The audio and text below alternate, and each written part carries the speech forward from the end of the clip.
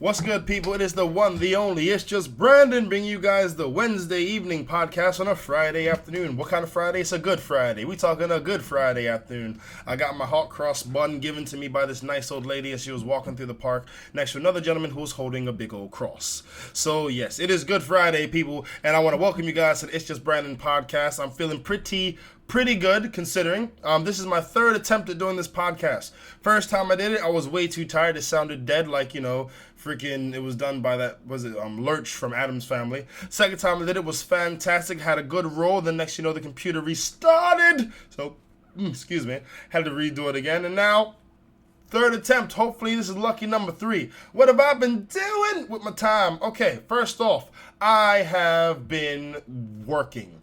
And work has been kicking the crap out of me. Not because the work has been hard, as in like the actual work itself, but my staff members are a bunch of ladies, and they don't really appreciate your boy. I mean, they talk about me right in front of me, then they laugh and giggle, and then when I look at them, they say, oh, we're not talking about you, and they don't know I can read lips. So I can see them saying, oh, Brandon, he thinks he's so this, or Brandon, he keeps telling me that. It's like, I have to. I'm in charge. I'm the manager. That's why, my bad that I'm better than you and I have to manage what you do. Sorry. So there's that. And you got this clique of these females, who are referred to as, the 3 witches from Macbeth. And it's just like, as opposed to just doing their work, they want to be comfortable. They want to do things easy. And it's like, ladies, if you want to be treated as an equal, there's no comfort. There is no easy. It's work. You're at work to work. Of course, it's everything I think in my head, because if I say it too loud or if I say it out loud, I can be seen as being a little too, aggressive. Yeah, Brandon needs to say these things. I mean, this made me feel so threatening. The next thing you know, big black man's out of a job. And he's gone. So, yeah, that's my little, paradox of pain when it comes to work. Also, riding my bike. I've ridden my bike the most this week than I've ridden in the last 2 months. Seriously. One day, I think it was Wednesday, I rode my bike for a total of 135 minutes. That's 2 hours of pedaling. Over 2 hours of left and right and left and right. And it wouldn't be bad if I didn't have these stupid, idiotic drivers overtaking me to stop right in front of me because there's traffic. Listen here, moron. When you overtake me and stop, I've got to stop. I got to put my feet in the ground. I've got to lose all my momentum, and then I got to build it up again while you just put your foot in the pedal and go vroom. Next time, one of you stupid drivers wants to overtake me to get stuck in traffic, I'm going to ride leisurely past your windshield. I'm going to throw rotten eggs at your windshield, and then you'll have to get out of your car, put your feet on the ground, wipe off the window shield, and you're going to have to get back in your car, press the foot in the pedal to get your momentum back, and you'll know what it's like to be me. Oh, he's talking about some mayhem. Yes, I'm talking about mayhem because it is disrespectful. You're in a car. You put your foot down, then it goes vroom. I'm on a bike. I put my foot down, then my other foot down, then my other foot down, then my other foot down, then my other foot, other foot, and then I get momentum. And by then, 3 minutes have passed. And you're like, what, 40, 50 feet ahead? Have some consideration before I roll up with the rotten eggs, because you can clean it. You can make it pristine clean, but the smell will haunt you. Yes, that is my statement. So if anyone does throw eggs on a windshield, someone's going to go back to this podcast and yeah, he did it. The guy who said he did it on this date and this time, and then I'll be arrested. So that'll be fun. On the night that I did do the first attempt at this podcast, I came back from a basketball game, which we weren't the victors of. And, normally when it comes to winning and losing, it's cool. You lose, it happens. But when you lose via stupidity, you just get upset. It's like if you bang your head against the wall, expecting something different to happen after you've banged your head, that's insanity. It's insane. So why would you do the same give and go over and over and over, not expecting the defense to eventually pick up on it and know that you're going to pass to the same guy that you've been passing for the whole game, and then he gets double teamed, and then next thing you know, they block him, rebound, and then bang, they get the ball back and they score. How many times does that need to happen? Apparently enough so you can lose the game. And what was I doing? I was sitting there watching.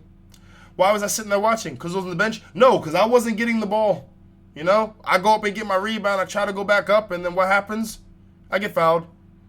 I'm just really upset because I kept missing my free throws. If I didn't miss my free throws, we would have won the game. Still doesn't mean I got the ball, though. I'm calling it now. Yeah, I missed my free throws. We'll hold my hand up in the air. Yeah, I missed my free throws. And you know what? Good.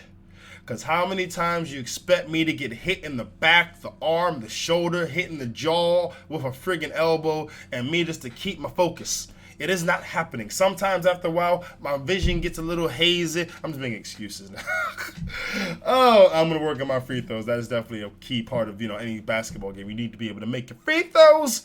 Can't be having some Shaq-tastic games. You can't have Shaq-tastic games. That's not a good look, No disrespect to Shaq because, he could step on me and, die. And he beat the case because he's rich. But yes, I can't have Shaq-tastic games.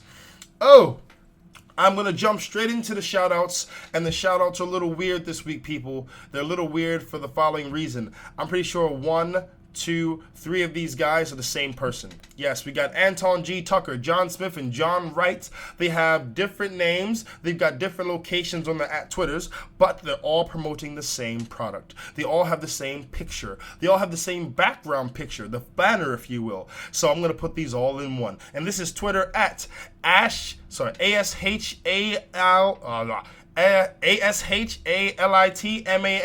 That's at ASHALITMANN. Next one, at Joseph. What the hell? Joseph Sidaway. That's Joseph, JOSEPHSIDDOWAY. And the last one is at Christy Saru. Yes, that's at KRISTIESAURO. And yes, that was for a guy's name. So all those 3, which I'm sure is the same person, shout you guys out. Thank you for favoriting my podcast links, even though I was talking about something that's probably not in relation to what you guys were talking about in the first place. Thank you anyway.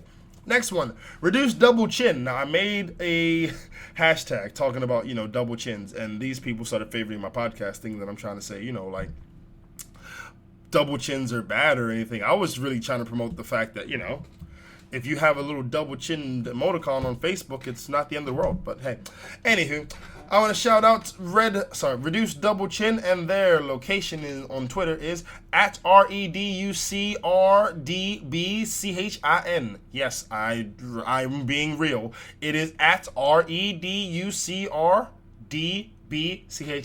Right. Next one, F1 Formula Plus. They were favoriting the Clarkson tweets that I was doing in regards to the last podcast. I want to also give them a big shout out for favoriting. Thank you very much. And you can catch them at BBC F1 Plus. That's all one word, at BBC F1 Plus. And we got 2 special ones at the end. First one, Show Me Your Bits podcast. Thank you for favoriting the ItsJusBrandon Podcast link. Guys, check them out. You can catch them at SMYB Podcast. That's SMYB Podcast. Get at them on Twitter. They do their own podcast, and it's called Show Me Your Bits. So check out the Show Me Your Bits podcast. You should get to the link on Twitter at the handle I just said. And the last one, but by no means least, is Complete Opposite Records. Yes, Complete Opposite Records, home to some of the artists such as Words, TCO, and Naz Harvey, I believe. Yes. And you can catch them on Twitter at CORECORDSUK. So that's CORECORDSUK. Yes. So that's CO Records UK.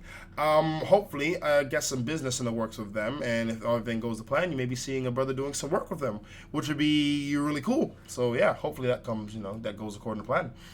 What is happening in recent news? All right, people. Now, I think it was maybe a week and a half, maybe 2 weeks ago, there was a video by 2 Indian girls. And they were talking about, rape. And they had these hashtags and stuff up. And they were doing this rap while talking about the issues and the trials and tribulations that are facing women in India in regards to rape. Elmer Fudd. And you don't wipe, but you wascally wabbit. No, it's a rape. So, first things first. In no way, shape, or form am I dissing rape awareness. I am in complete agreement with rape awareness. It should be spread to every girl on the planet to avoid having a female having her dignity robbed. So let's get that straight. I am in agreement with rape awareness. What I'm saying is this. Recognized rappers have been making these songs for decades, and they've gotten no play. These two Indian girls do it, and the thing goes viral. Why? Because you don't see female Indian rappers, first thing. Now, and also, second thing, it's a female cause. So, everyone's going to be behind a female cause because everything a female says in regards to what their trials and tribulations is so valid because they're a lady, and they bleed for 7 days and don't die because they're survivors. That one may actually get me in trouble. Okay, now, I didn't realize this because I don't really know anything about India in regards to their recent events, but rape is very prominent in India. Now, my thing is this. If you know rape is prominent in India, myself, my daughter wouldn't go anywhere by herself if I lived in India. Nowhere. Because it's not like it's just rape. There's rape. The guys don't even get brought to justice, A lot of the guys get away with it. I'm not with that. I'm going to follow my daughter everywhere. I don't care if she's going to the toilet. I'm going with her. Why? Because I'm better safe than sorry. I don't care. I will install a microchip in her. So as soon as her body temperature goes beyond a certain, temperature, like she's having intercourse, my phone will goes off and it'll be like this. Whoa! Hoo! The God, y'all, what is it good for? And I would be gone. I would find wherever she is, and she better pray to God she's having sex with her boyfriend, because then I'll just punch him in the mouth. If it's a rape situation, I will take that dude, I will chop him up into little bitty pieces, and I will hang him in a town square so everyone can see. And he will be in one slot, and there'll be 8 more available, just to let people know I ain't playing. No one touches my daughter's goodies. They ain't for nobody but her husband. Nobody but her husband. Also, sorry, I had a cough there, people. And if a chastity belt, something, I wouldn't want that to happen to my daughter. I wouldn't want that to happen to any female family member of mine. Okay, let's get that very, very clear. I don't want that to happen to any female. Just put it even further. If we live in a world which, let's be honest, a lot of people have sick thoughts. And taking a woman's taking a woman's dignity, it gets certain guys off. If it was me, if I live, let's say for example, I live in South London. Let's say all of a sudden there was a bunch of male rapes going on for tall black men. Do you think I'm leaving the house alone? If it's not dire, first off, I'm not leaving the house. Second off, if I leave the house, I'm leaving the house with a big group of guys. Yes. And we're all going to have our butts faced inward and we're going to walk in a circle. Yes. Yes, we are. There'll be no straying from the circle. The circle of protection, we'll call it. And no one gets in the circle. If you get in the circle, we turn around, we stomp you out, we turn back around, lock arms, and we walk away. We leave you bloodied and beaten and stomped. Okay, we don't play that. I would even create a martial art based off Tai Bo called Block Fu, the blockage of one's anal cavity. We do nothing but squats to the point where when you're a black belt of, Block Fu, you can crush a walnut with your butt cheeks. Yes, you will have that much strength because it's about stopping it from happening. Prevention will always be better than cure, people. And I gotta say this, ladies, you have the right to wear whatever you want. You do. In saying that, you got to understand there are certain predators that will see your clothing as an invitation. If a guy is caught raping a girl, he will be most likely beaten to death. So he's not going to go for the girl with 2 pairs of jeans on, a belt, a big old freaking puffer jacket. He's not going to go for that. He's going to go for the mini skirt. Easy access. In, out, wham, bam, thank you, ma'am. He's not going to go for the awkwardness. He want to go for quick. And if you live in a place where rape is prominent, why are you going to make the job easy for him? Don't wear a short skirt, but I should feel like I should have the right. Then you better know some Taekwondo, okay? Or some, Block Fu, as I like to call it. You need to know something because you can't be wearing things like that in that type of environment and expect nothing to happen. We don't live in a happy, unicorn-filled rainbow world. The world we live in is messed up and there's sick people in it that will take advantage. So let's make that very, very, very clear, okay? Very clear. Yeah, I can't even I'm really and the thing is, I'm not saying it's the girl's fault for being raped. I'm not saying that. I am saying that you're making it easier for him to do so by wearing inviting clothing. That's what I'm saying, you know? And it's like, for example, if I were to walk around a gas station with a blowtorch, waving it all around the gas station, and the gas blows up, I can't be mad that the gas blew up. I was the one waving the blowtorch. I was inviting that to happen. And yeah, you know, that's pretty much my bad. So you can shout about women's rights all you want, but women's rights doesn't override common sense. I'm putting that one out there. What else? Oh, gosh, next one in the news. Okay, now there's a guy. Let's call this guy Keith. This guy Keith has no pullout game. Why do you say that, Brandon? Because, one, he's 29 years old and he has 10 different baby mamas. Oh, 10 different. He does not pull out. He doesn't have a job, and he's got 15 kids with 16th on the way. So let's see, I'm on the 15th minute as I'm saying this. So he's got 15 kids and the 16th is on the way. Now, this guy isn't genuine. He's jobless. So he's pretty much hitting all those females that didn't really have any type of expectation for a guy. You know, the desperate, or maybe his macking game is that strong. Personally, I just think he's that fertile that he sneezes in the girl's direction and she gets pregnant. Personally, that's what I think. Now, when you hear 15 kids, personally, I think that's freaking amazing. Like, you didn't even want to stop at one or two. He's like, you know what? I want to repopulate the world. I want to repopulate. And in the new Eden, we're going to have a bunch of my kids. And with 15 kids, you don't have to worry about them having friends. You don't. Just have a little get-together. You can play 5-on-5 basketball, have subs on the side. You can play 5-a-side football. Hell, you have 3 teams of 5. You'll be freaking balling, you know? Having that many kids, when you walk with them down the street, people think, oh, you got a good babysitting service. No, these are my kids. Yeah, I don't even keep track of their names anymore. I just number them. Numbers 1 to 15. Yeah, hey, number 3, stop crying. Number 9, put number 4 down. Put him down, okay? It's not cool. Number 13, what are you doing? You know better than that 13. Come on, get it together. I just write the numbers on the forehead, just so I can keep track. Yeah, there's that many kids. Yeah, I can't do it. I can't remember all these names of these children. And he's got 16 on the way. Now, let me say this before people get upset. Yes, it is irresponsible for him to have that many kids because he can't possibly be a father to all of them in the right amount at the same time. Yes, it is irresponsible. Yes, it's negligent. And yes, every female decided to have the kid that he impregnated, even though a morning after pill is in existence. It's not like they didn't know that he, you know, delivered his package. You know, guys don't exactly hide that well. It's not like, done. No, it's like,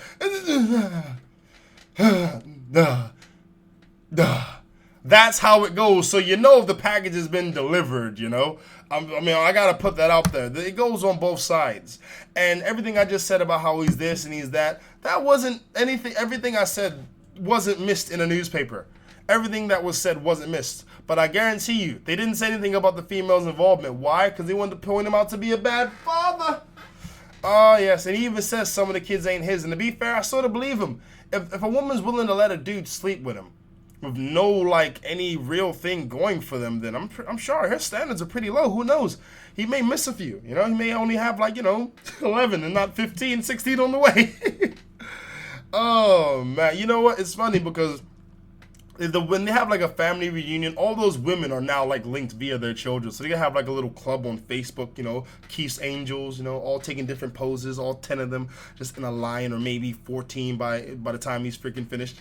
But, yeah, it's I feel sorry for the kids. I do. Because they didn't do anything to, you know, hurt nobody. They didn't ask to be here. It was up to Keith and this chick who he didn't pull out with.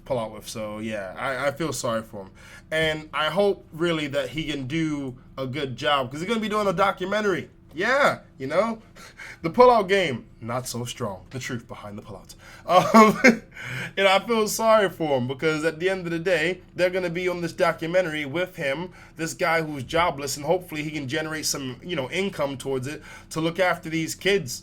And even though this one guy has got 15 kids with 10 different baby mamas, that doesn't even put a dent in the stereotype of black men don't take care of their kids. Doesn't even dent it. Doesn't dent it at all. Not even a little bit. Yeah. All right. So what else? Okay. So we have the everyone knows about the pilot, the guy, he crashed his plane into the Alps, right? And it's messed up because a lot of people lost their lives, and that's no joking matter. You know. My point is a simple one. if you are in a job where you have to, you have the welfare of other people on your shoulders, whether you're a bus driver, you're a ferry driver, you're a plane pilot, you shouldn't be allowed to work if you're depressed, if you're sad. You shouldn't be allowed to work. No, you just walk in there, hey, Ricky, how you doing?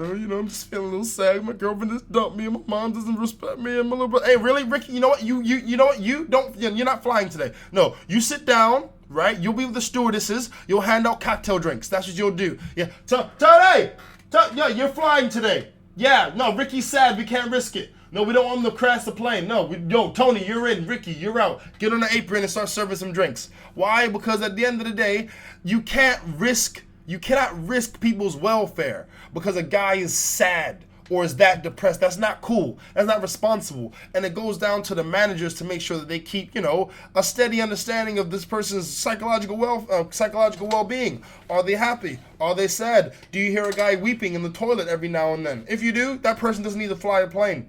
They don't need to drive. Yeah, I'm talking even buses. If a bus crashes, it doesn't just crash, it destroys anything it crashes into. The plane destroys anything, of course, but at least with a bus, you have a higher, level of survivability of that situation. A bus crash, you may be able to, roll out or jump out the door. There's no jumping off a plane. Planes don't have parachutes for all the passengers. Only they have those oxygen masks so you can really make sure you have enough oxygen in your brain before you crash into whatever you're going to crash into and die. So, yeah, bus drivers, same thing, Ricky, yo, you're on the bus. Yeah, you got the 172. Ricky, how you feeling? I'm feeling all right, man. Yeah, my girlfriend left me, but it's okay. My dad, he said that, he said that deep down he thinks I'm gay. That's okay. My dog died. That's okay. Ricky, you know what? Clean them tires. Yeah, you're cleaning the tires today. Why? Because I think you're going to crash your bus because you're sad. Tony, yeah, you're driving. Yeah, you're in the 172. Don't argue with me, Tony. Okay, Ricky's sad. I don't trust it. Ricky, clean them tires. Tony, you're in. Straight. No arguments. No discussion. Straight. You're sad. You're out. You're happy. You're in. You're calm. You're in. No sadness when you're dealing with jobs of piloting, driving, or boating, okay? No. You know what? Break it down even more. If you serve food. If you serve food and you're sad to the point where your depression is very noticeable, I don't want you serving me fries because I don't want my fries to have any of your secret sauce. I'll be straight. Yo, can I get number 3, please? A Big Mac with no cheese and can I have it large or supersize? Yeah, supersize. Cool. Yeah. You okay there? I'm okay, man. It's just sometimes life is hard because people don't respect you. So, really? I'm okay. Excuse me. Can I get someone else to serve me? Please. No disrespect to you, Ricky. Yo, you, what's your name? Tony, come here. Tony, you serve me. I can't deal with this. I'm not even with it. I'm sorry, I can't. Do you serve me, please, Tony? Thank you. I like that Tony guy. I like the cut of his jib. I'm not messing with it. And, a lot more responsibility needs to be taken on the part of, the employers. They got to be paying more attention to this, Oh, gosh. What else? What else really bothers me about that? Really? The fact that they have so much information about what happened. They know that the pilot was locked out of the main cabin, and there was the assistant pilot who did the co-pilot who did the crashing of it, and they locked him out, and he was kicking the door, and it's like, how do you know all this information? And don't tell me about a black box, because whenever any of those other flights crash, you don't know about no black box, you don't know about no chicken box, you don't know about no plane, you don't know anything. Now all of a sudden you know what the guy was doing, what he was saying, his actions, how wrinkled his pants were, which side of his hair was parted. Now you know all this information. Nah, sorry, I'm not buying it. I think that it was another unexplained crash, and as opposed to telling the media that, because the media knows that the public would get very pissed. If you had yet another plane crash with no explanation, people would have started saying, you know what, forget those planes, we're getting a boat. Yes, we're going to take a boat to America. But we live in Australia, but we'll make it. And guess what? If the boat crashes, you know what we get? Life rafts. And if that doesn't work, we got life preservers. Yes, we have those jackets and we have those rings. We'll survive. We don't get parachutes on a plane. We don't. We get an airbag so we can see our light flash for our eyes. That's all we get. Give me a boat. And boat prices will start to freaking go up and planes will start to go down, metaphorically speaking, no pun intended. So yeah, it bothers me, I don't really accept that. I don't. Sorry. That doesn't I don't think that's really plausible that now all of a sudden they have all this information when before they never did. So, yes. What else has been with people? Oh, yes. Zayn left One Direction. Now, you know what? I saw girls crying, heaving, having panic attacks because this guy left a group. Not a political group, not a militant group, but a musical group, a band of gentlemen that sing.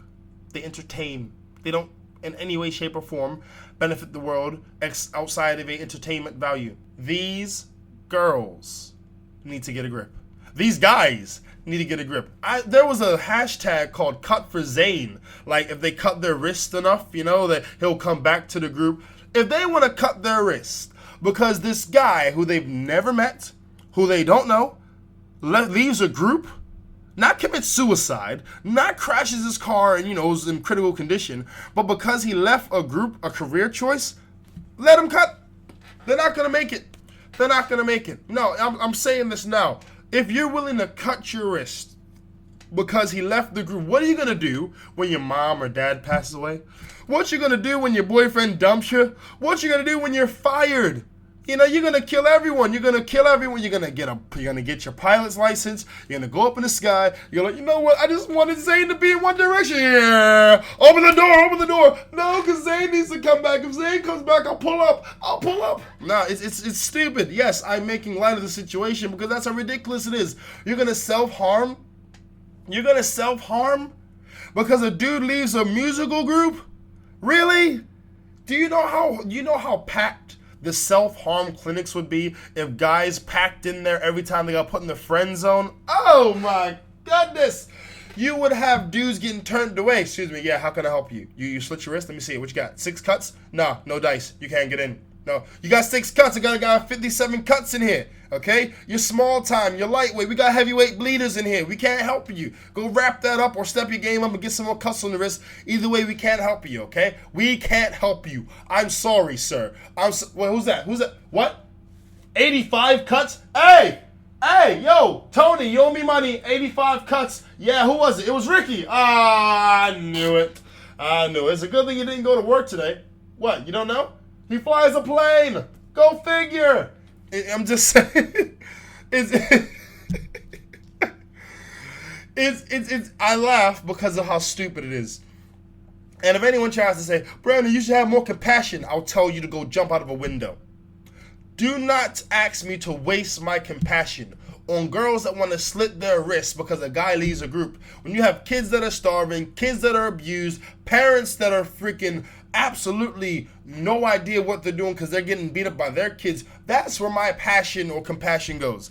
Not to some girls that, want to cut themselves because a guy leaves a group. Sorry, that's stupid. Point blank. Moving on. Now, recently, I went to the O2 in Greenwich to have a double date with me, my lady, her sister, and her sister's boyfriend. And now, when I first heard, O2, a place called Chiquitos, I was thinking, wait, what? Who proposed this place? But I couldn't say it because it would sound like I'm being cheap. Now, it's not that I'm being cheap. It's that, and this is what people say when they're being cheap and they're trying to excuse it. It's not that I'm being cheap. Is that I can't afford to spend excess amounts of money on one meal. Not on one meal, because I need to eat for the rest of the month, and I can't not eat because I spent so much on one meal. That doesn't work. It doesn't work for me. So I was sitting there, and the place, I have to say, the place had a good ambience to the naked eye. Now, when you look around, they had all this different, decor. Now, I say decor, but this is what it really was.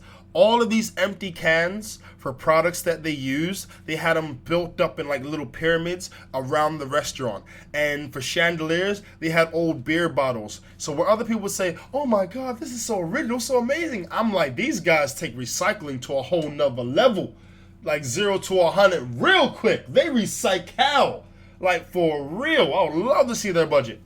And the walls are sort of rustic, whereas it's done, but you can see the unsmoothness of the surface, and it's just oh wow, that looks amazing. And I'm thinking, when are they gonna finish this?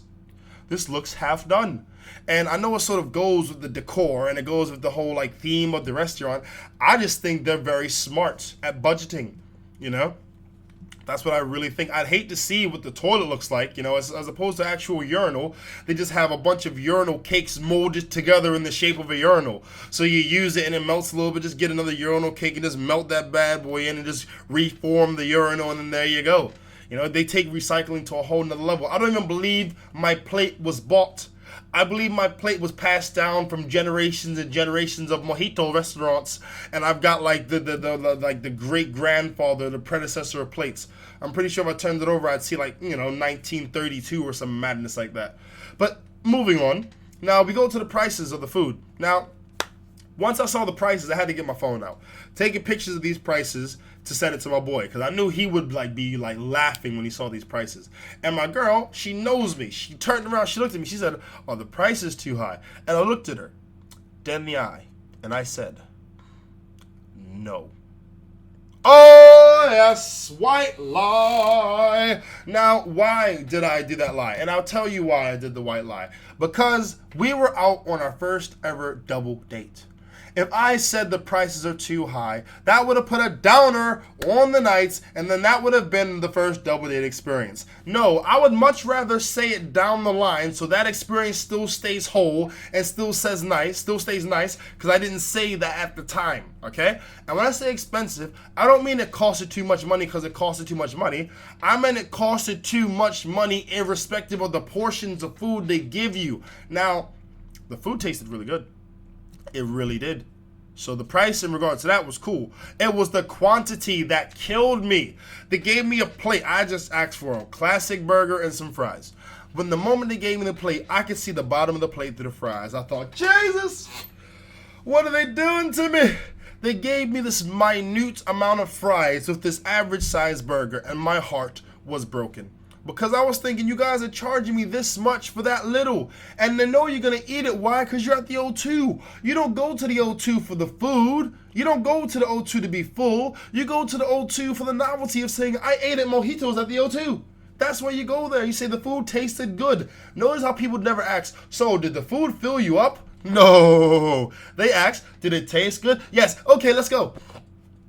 I don't do that. I would much rather spend 3 pounds on some food that filled me up than spend 10, 13, 15 pounds on a plate of food that tasted fantastico but left me hungry. Oh, bro, not cool. Not cool. Now, I actually do like to go out.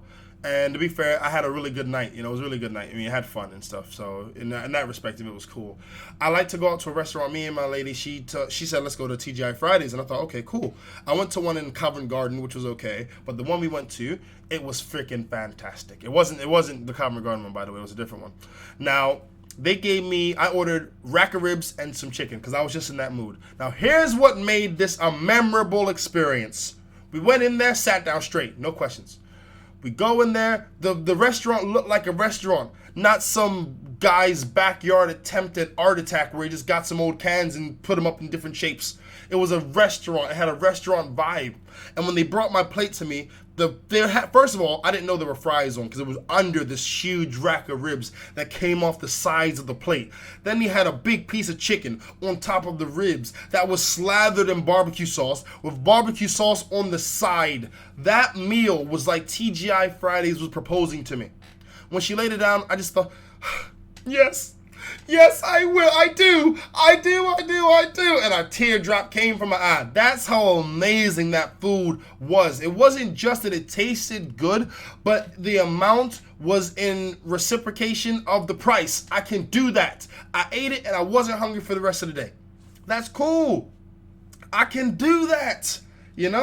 That's a good look. Give me what I paid for. I don't care if it tastes great. Don't give me a little of taste great. Give me taste average and give me a lot of it. Or give me great and a lot of food. That's not so much to ask, So in future, I'll probably stay away from those oh, you can eat here at the blah, blah, blah. I don't care where it's at. Just give me a good amount of food and your boy's cush, So, yeah. That's my problem. I want, what I pay for. Not just taste, but in the quantity.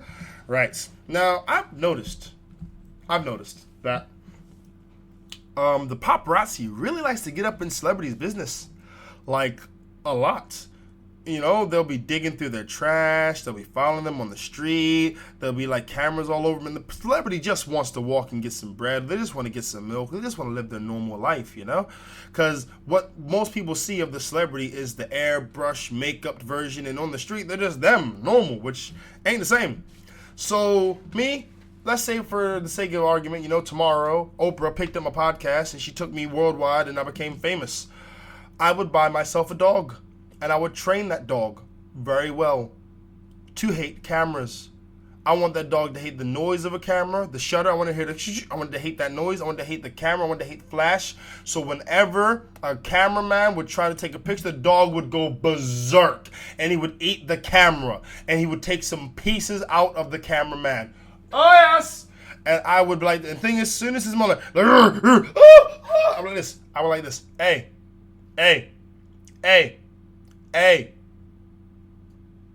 Hey, that's not me calling the dog. That's the dog's name. Hey, sit, and he'll sit. Well, why didn't you do that sooner? Well, you see, the dog, my dog, you know, he just thought you were trying to attack it. It felt threatened by the camera, so I recommend you never point a camera at me again.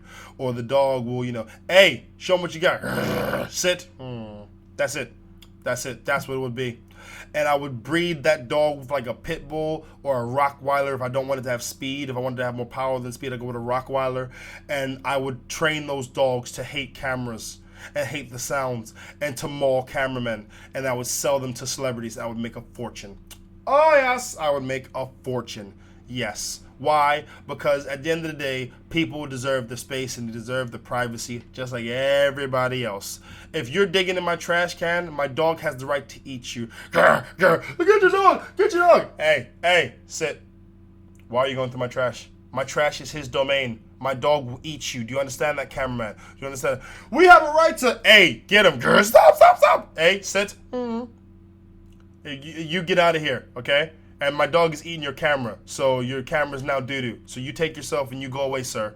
You go away, good sir, or my dog will have you for lunch. My dog has a big appetite, okay? So you leave, sir. Leave my premises, good sir. Thank you.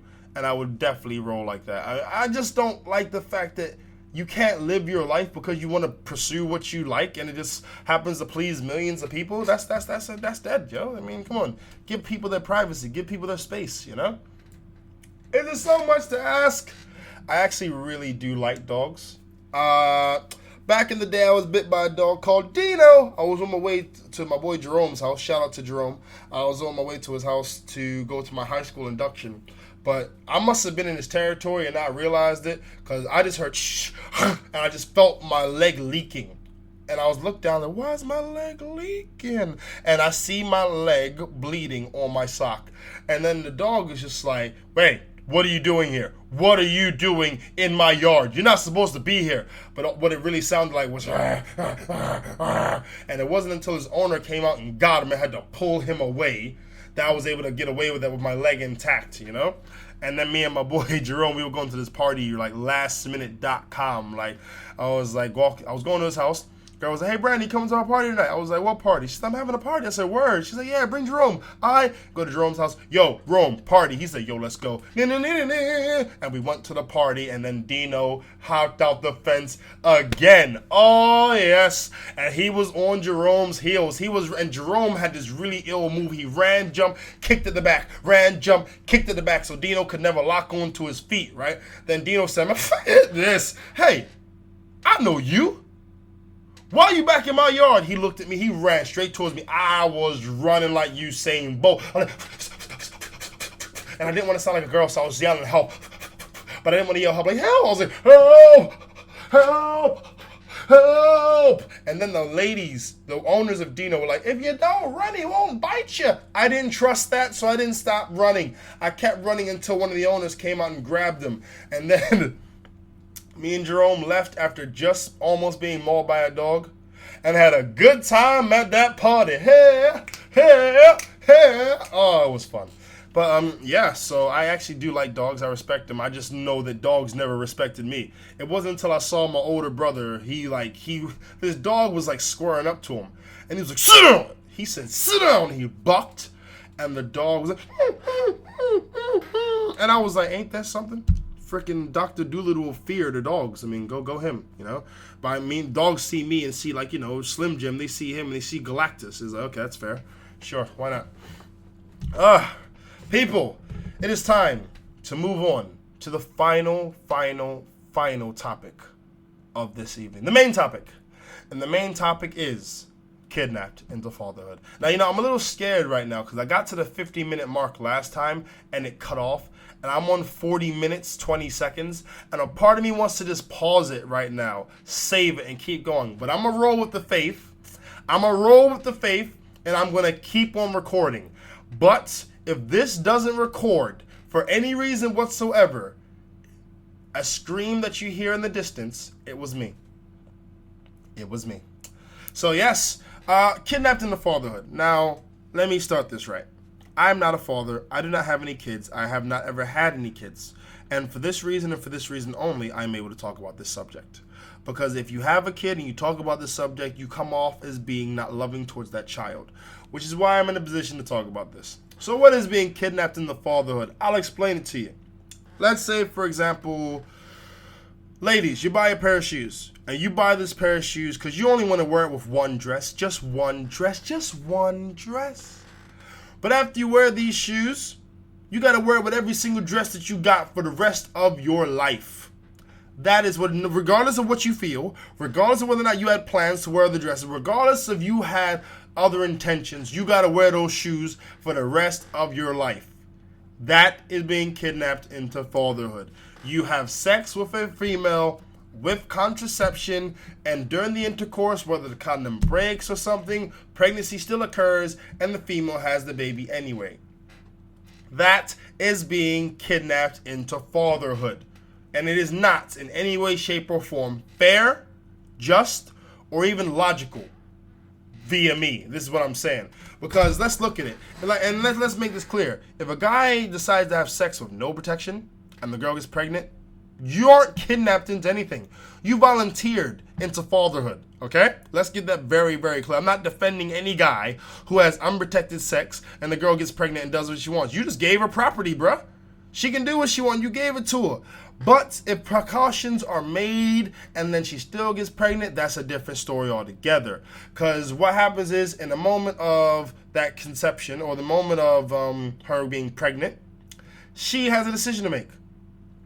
It isn't the baby's choice because the baby has no say-so. It's not the guy's choice because it's not the guy's body. It is up to her. And if she decides to have the baby, irregardless of what the guy says, she is selfish. And that baby isn't being conceived out of love. It's being conceived out of selfishness. And that is no way to start the conception of a child, to raise a child via selfishness. Because if you do that, it starts on a downward negative spiral. And it only gets worse. Only gets worse. Me personally, a lot of guys who this happened to, I know for a fact they don't respect the female. And I don't blame them. I can't respect the fact that a female takes a dude's future in her hands and decides to run with it. Why? Because that's what she wants to do. Sorry, that's not cool. Like I said, if you buy a pair of shoes and you got to wear them for the rest of your life, irregardless of what you think, that's not fair. Neither is it fair for you, a guy, to have to be a father because a girl's needy. And do not ever throw the religion excuse at me. Because if you are not allowed to, let's say, and the thing is, I'm not just talking about abortion, by the way. I'm talking about the morning after pill. There's many different methods. If you cannot get an abortion, you're allowed to have unmarital sex? Is that how it works? Why are you picking and choosing what parts of the Bible you listen to? I would like to see your Bible to see what verses you've cut out and what verses you live by. You know, it's like, oh yeah, there's 10 commandments, but I only follow 3. That's how I roll. Because only 3 really appeal to me. The rest of them I don't really care about. Don't throw the religion excuse at me because it's not valid. You take a guy's future in your hand and you crush it.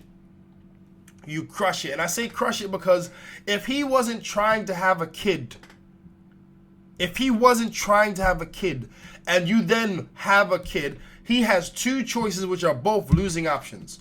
1, he takes care of the kid, altering his plans completely to wrap around your life, not the kid's, your life. 2, he decides not to be a father to the kid, and the next you know, he's branded as a bad father for the rest of his life Why? Based off a selfish decision you made, and to the kid, he will always be seen as the douche that was never there. Why? Because he was never trying to be there in the first place. You know it, he knows it, the kid is oblivious to it. And you can't tell the kid that. Why? Because you're being a bad parent. Oh, yes. These are the ways guys are screwed. Because the moment you're in that situation, there's no hope. There's no hope. And me personally, if that were to happen to me, I would have no respect for the mother. None. I wouldn't disrespect her in terms of saying things about her to the kid. I would raise the kid, but I would have no respect for her. I wouldn't even acknowledge her. Yeah, I'm saying that. I am saying that because you've literally just taken my life from me.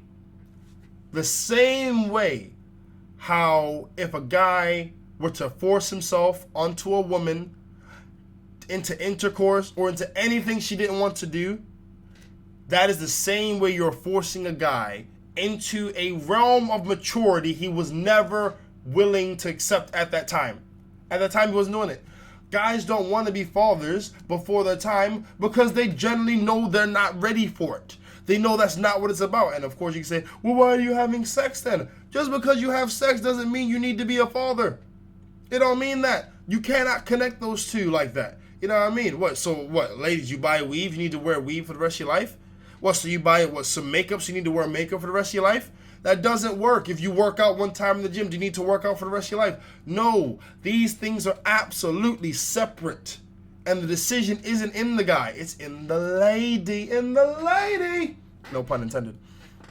So, yeah, being kidnapped into fatherhood is a huge problem because it's based off selfishness. And from that selfishness, you either have a father with nothing but contempt for the mother, or an absentee father not in the child's life, making the child a victim, you know?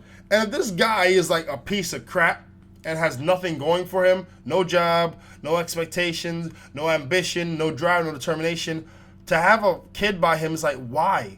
What do you gain from that besides your own selfish desire to have something to love you because you don't love yourself?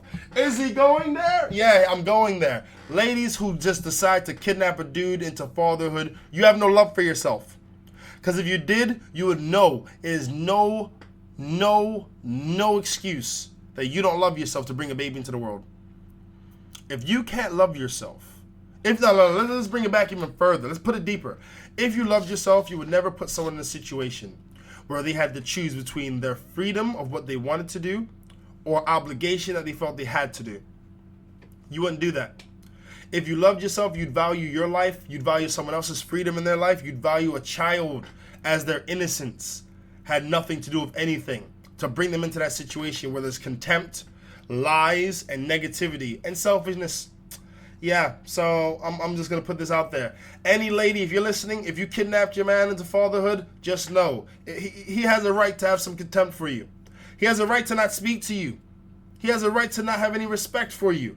Because what you did was you took him and you put him into a place where not only did you steal his freedom, you stole his dignity, and you misled. Because if he was trying to have a kid, he wouldn't have had a condom in the first place. Point blank. The end. And a lot of ladies listening to this may not like what I'm saying. But all ladies know being raped is a terrible thing. And I'm going to make this connection. Being raped is having your dignity taken away from you via force. Being placed into fatherhood is having your freedom taken away, not of your choice. There are two different forms of raping going on. One rapes the dignity, one rapes the freedom. Either way, it isn't good. Yes, I am putting that out there. And anyone who wants to beef, disagree, write me. We'll talk about it. I'm expecting questions next week. I really am.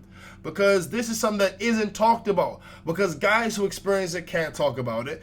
And the blame is like shifted onto the guy, like he can control. If guys could control their semen, they would have a terminator button. So the moment they ejaculate and they realize, wait, oh snap, I ejaculated. They press that button and they would all just dissipate and die.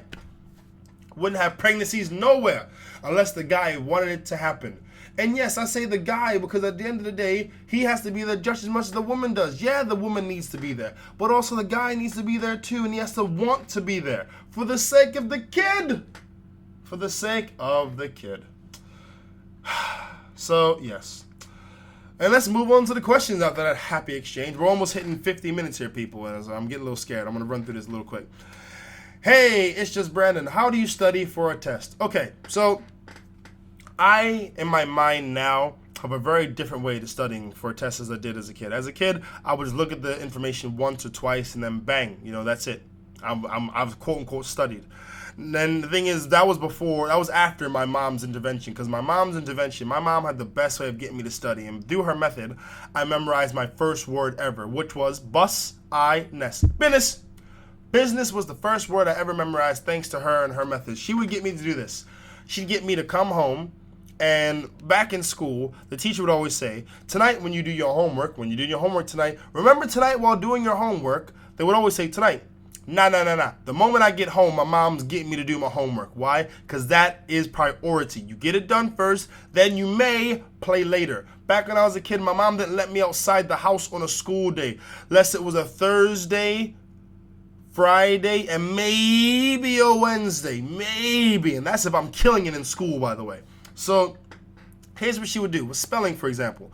My list of words, she gave me to write the words 3 times in a row. Then she gave me to write the word in the sentence, each and every word.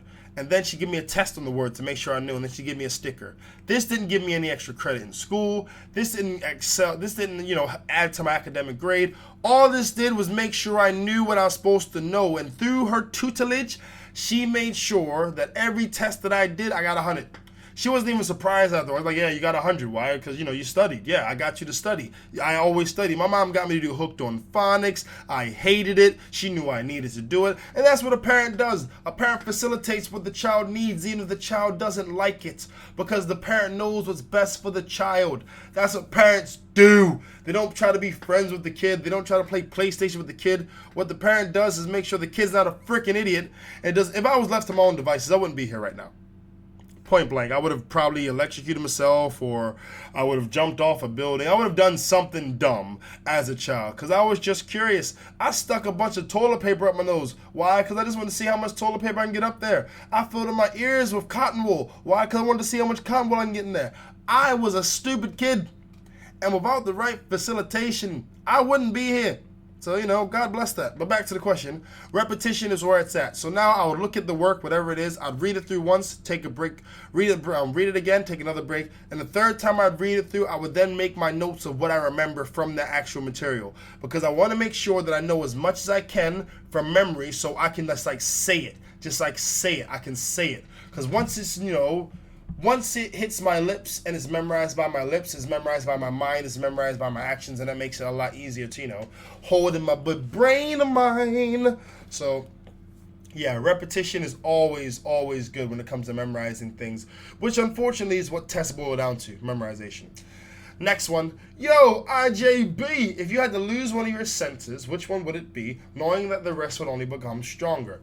I would, if I had to choose, I'd probably lose my sense of smell. Yeah, I'll lose my sense of smell. Because I need to be able to see, because I've relied on it my whole life. I need to be able to feel, because I really need to be able to feel things, whether it's cotton or wall or even the floor, shoes. I need to be able to feel.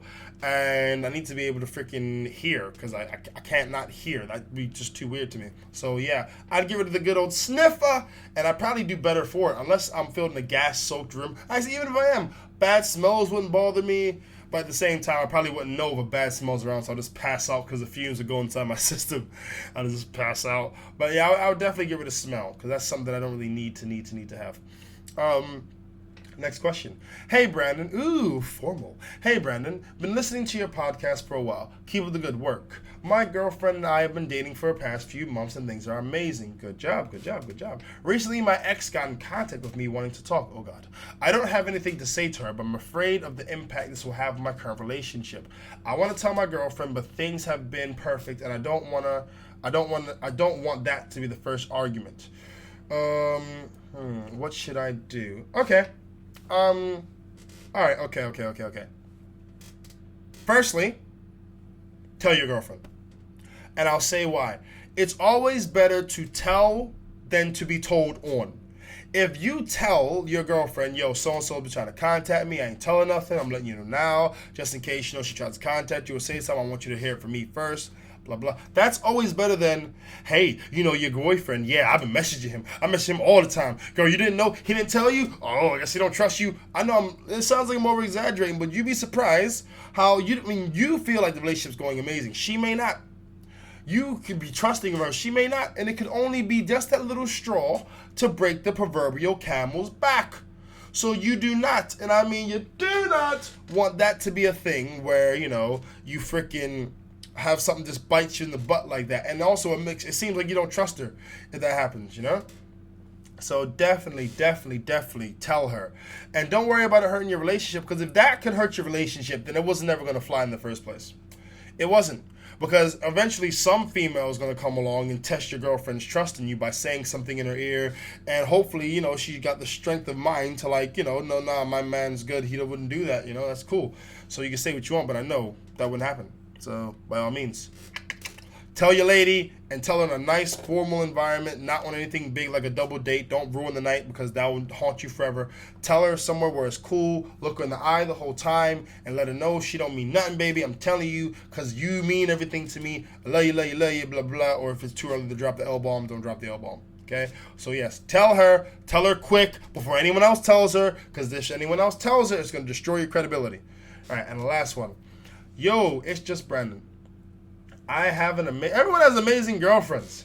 Yeah, that's a good club to be in. I would know. Not only am I a member, I'm also the president. I have an amazing girlfriend. I'm really happy. But as of recently, whenever there's been an issue, she doesn't talk to me. She'll go to one of her friends and come back very happy. I'm glad she's happy, but it feels like I'm out the loop of what's going on with her. What can I do to help her to open up to me? Oh, Jesus. Okay. Being really real, I think that's a little annoying when that happens, There's an issue with her. She leaves. She comes back. She's happy. I mean, for all intents and purposes, it sounds like, she could be cheating. And I'm not saying she's cheating, but, that's the whole vibe. She's annoyed. She goes, she does something, she comes back, she's relaxed. That's the classic housewife cheating thing, you know what I mean? I would honestly say, only thing you can do is open up your services as a listener. That's all. And if she doesn't feel that you're a good listener, then you're not going to get anywhere with her. You're not.